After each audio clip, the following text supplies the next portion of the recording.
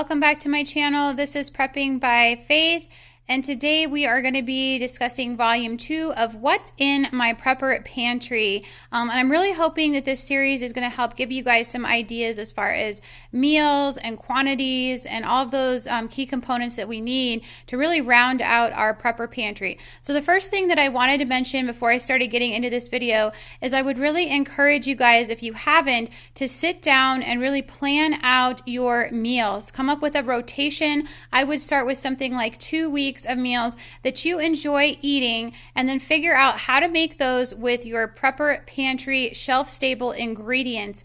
And then you're going to want to do some math calculations on those to figure out how many you are going to truly need in order to make those meals as often as you want for that year. So I would imagine this is going to be eye-opening for a lot of you guys, because I don't think we truly realize just how many ingredients we would need for one meal if we're just eating it, every couple of weeks, or if we're even eating it as frequently as once a week. So let's go ahead and get into this video. The first thing that I wanted to share with you here, this is just a bag of flour that I have put in some Mylar packaging.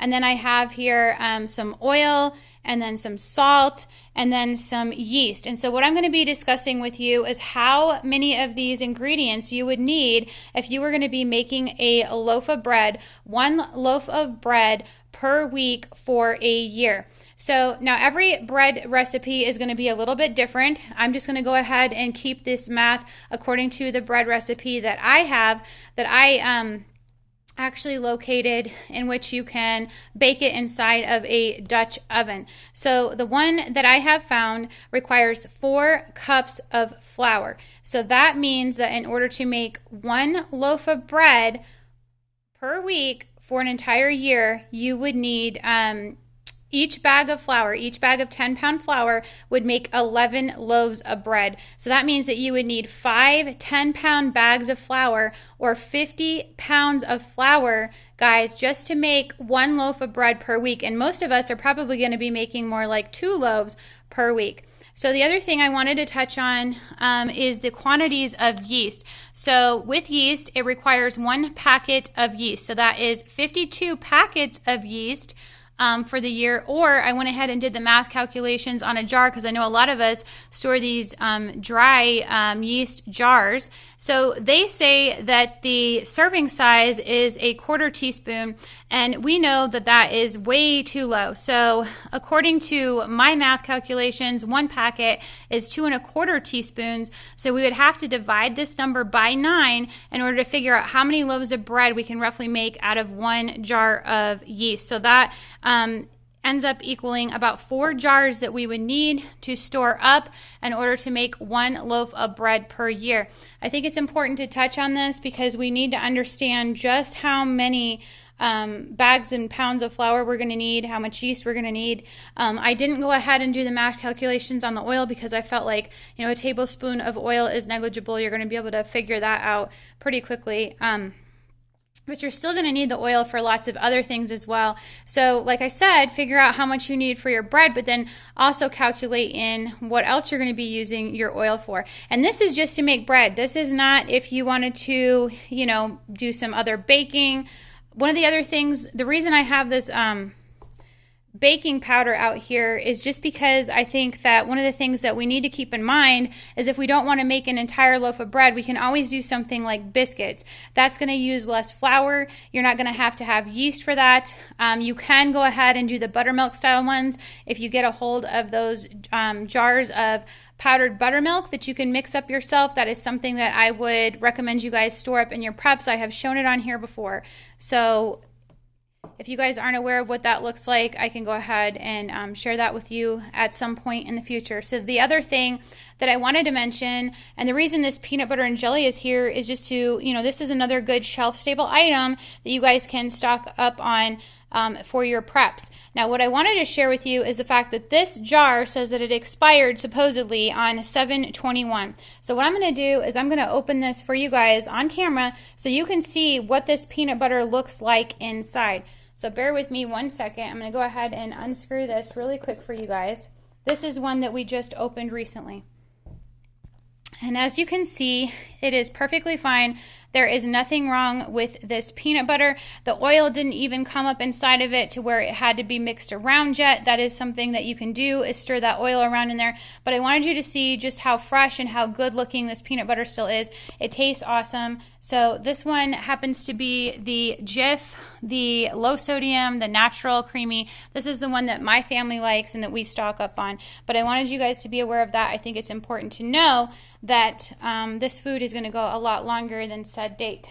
So the other thing I wanted to touch on is just this is some ingredients to go ahead and make yourself a pot of chili. So I have here some chili powder, some onions. I have a big can of this Keystone ground beef. Now with this is that 20-ounce, 8-ounce size, so I would not need the entire can.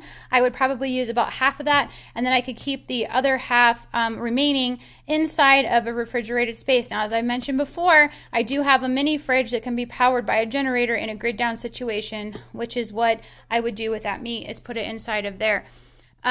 So to make my chili, I would need a half a can of the Keystone. I would use 2 cans of these pinto beans, and then I would need 3 cans of these stewed tomatoes. Now, I prefer the Del Monte, the original recipe. There are obviously lots of other brands and flavors out there, but I just think that these are stellar tomatoes, and I prefer the flavor of these. So you can either go with the original, you can even throw in Italian. I've done that before. They do make Mexican, but I like to stick with the original because they can be used in many other recipes as well, and they do sell them in cases at Sam's Club, so that's another reason why I have bulk bought those up.